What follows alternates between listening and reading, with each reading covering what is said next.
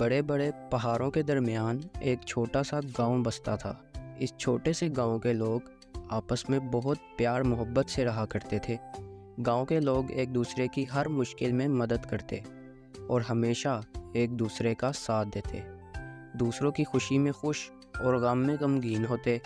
اس گاؤں میں ایک گڈریا رہتا تھا جو روزانہ اپنی بھیڑوں کو چرانے کے لیے انہیں گاؤں کے ایک کھلے اور ہرے بڑے میدان میں لے جاتا۔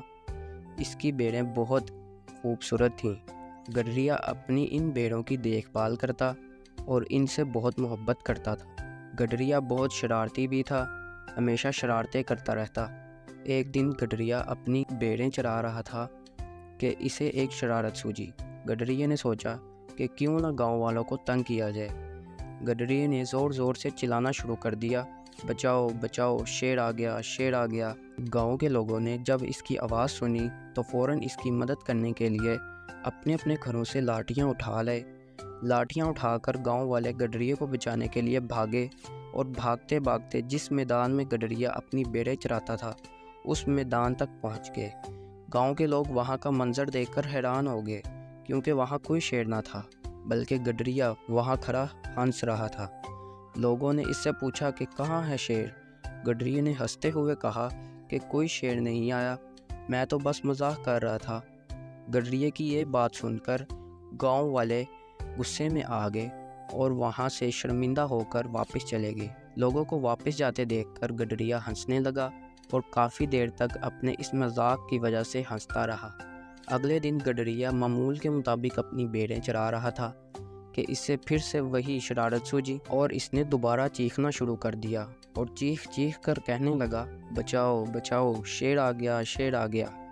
گاؤں کے لوگ اپنے کاموں میں مصروف تھے۔ جب انہوں نے گڈریے کی آواز سنی تو انہوں نے سوچا کہ شاید آج سچ مچ کا شیر آ گیا ہو۔ لوگوں نے پھر سے اپنی لاٹھیاں نکالیں اور اسی میدان کی طرف جہاں گڈریا اپنی بھیڑیں چرایا کرتا تھا بھاگے۔ بھاگتے بھاگتے لوگ اس میدان میں جا پہنچے اور اس بار بھی انہوں نے وہی منظر دیکھا۔ گڈریا وہاں کھڑا آج بھی ہنس رہا تھا۔ گاؤں والے اس کی اس حرکت سے بہت غصہ تھے۔ انہوں نے اسے سزا دینا چاہی، مگر وہ اپنے گاؤں کا امن خراب نہیں کرنا چاہتے تھے، اس لیے انہوں نے اسے جانے دیا۔ گڈریا کھڑا ہنستا رہا۔ گاؤں والوں کو یقین نہیں آ رہا تھا کہ کوئی اتنا جھوٹ کیسے بول سکتا ہے۔ شرمندہ ہوتے ہوئے لوگ دوبارہ واپس چلے گئے اور گڈریا کھڑا اپنے دانت نکالتا رہا۔ پھر اگلے دن وہاں سچ مچ کا شیر آ گیا۔ شیر کو سامنے دھارتا ہوا دیکھ کر گڈریے کے ہوش اڑ گئے۔ گڈریے نے آوازیں لگانا شروع کر دی کہ بچاؤ بچاؤ، شیر آ گیا، شیر آ گیا۔ گڈریے نے اس بار بہت آوازیں لگائیں، مگر گاؤں والوں نے اس بار اسے نظر انداز کر دیا کہ اب بھی گڈریا مذاق ہی کر رہا ہوگا۔ گڈریے کی ٹانگیں خوف کی وجہ سے کانپ رہی تھیں۔ ڈر کے مارے وہ چھپ گیا۔ شیر آگے بڑھا اور اس کی ساری بھیڑوں پر حملہ کر دیا۔ شیر نے اس کی ساری بھیڑیں چیر پھاڑ دیں اور سب کھا گیا۔ اپنا پیٹ بھرنے کے بعد شیر واپس چلا گیا۔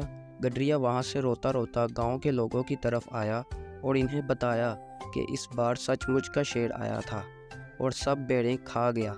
گاؤں کے ایک بوڑھے آدمی نے اسے تسلی دی اور کہا کہ بیٹا، یہ تمہیں تمہارے جھوٹ کی سزا ملی ہے۔ گڈریے نے ان سے وعدہ کیا کہ اب وہ کبھی جھوٹ نہیں بولے گا۔ تو اس کہانی سے ہمیں یہ سبق ملتا ہے کہ جھوٹ کا انجام ہمیشہ برا ہوتا ہے۔ ہمیں کبھی جھوٹ نہیں بولنا چاہیے، اس کا نقصان ہمیں خود ہی اٹھانا پڑتا ہے۔